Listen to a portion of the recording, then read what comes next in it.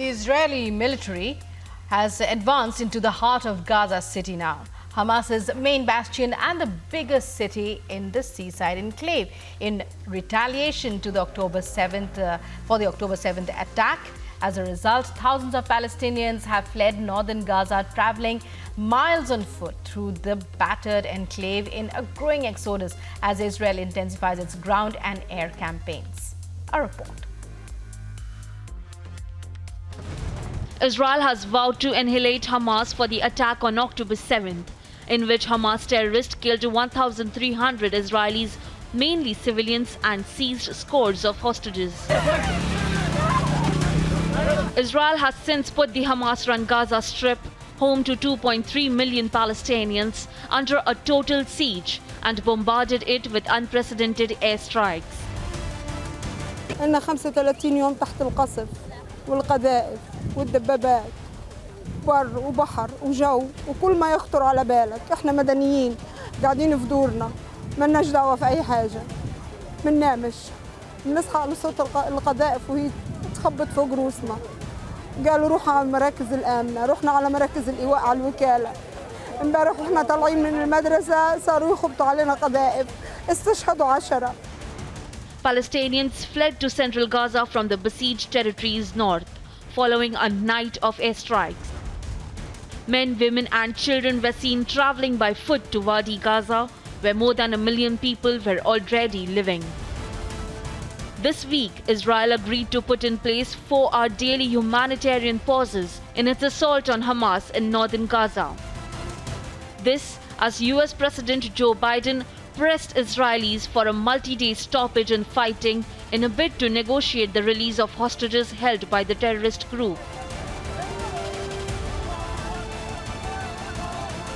To that end, I've had conversations starting a week ago with the Israeli government about steps that can be taken to advance each of these objectives. And among those steps that we talked about more than a week ago were humanitarian pauses. These can advance all of the objectives that I just mentioned. We appreciate the fact that yesterday Israel announced 4-hour pauses with a 3-hour notice in specific areas, as well as 2 humanitarian corridors that will allow people to move more safely and freely, to get out of harm's way, and also to access assistance. European Union Council President Charles Michel welcomed Israel's announcement to allow 4-hour humanitarian pauses each day in combat operations in northern Gaza, but stressed that the move was not enough. Very important that Israel announced the decision to organize some pauses every day. Probably this is not enough, but you know that the European Council is calling for pauses for humanitarian corridors, because we know how this is important to make sure that humanitarian aid is provided to people in need in Gaza. Israeli Prime Minister Benjamin Netanyahu met with the heads of the communities around the Gaza Strip and held a minute of silence on Friday.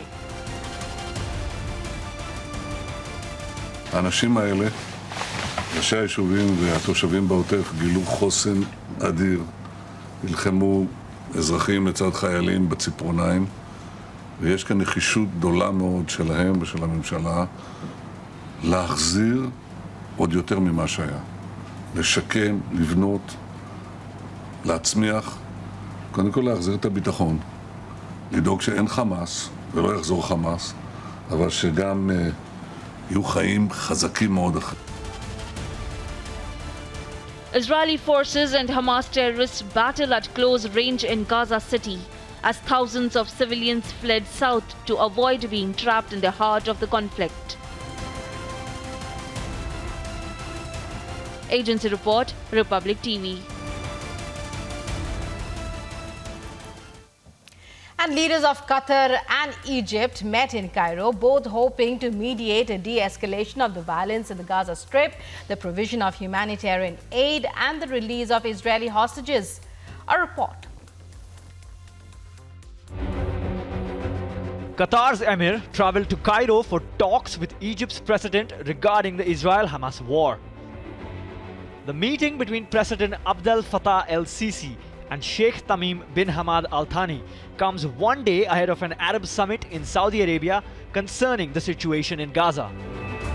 El-Sisi and Al Thani discussed bilateral relations between the two countries and the Israeli military escalation in the Gaza Strip. Both leaders also expressed their rejection to the forced displacement of the Palestinian people.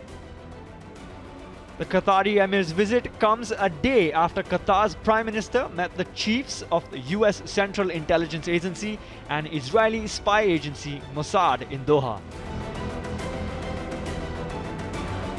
Qatar, where senior Hamas political leaders are headquartered, has been conducting mediation efforts between the Palestinian militant group and Israeli officials.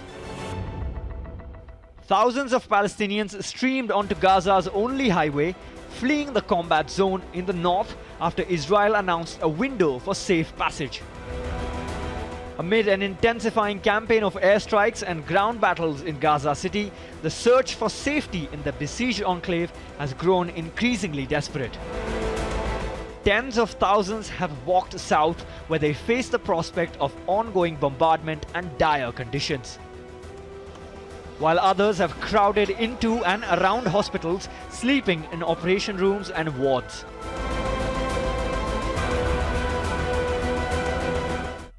Agency report, Republic TV.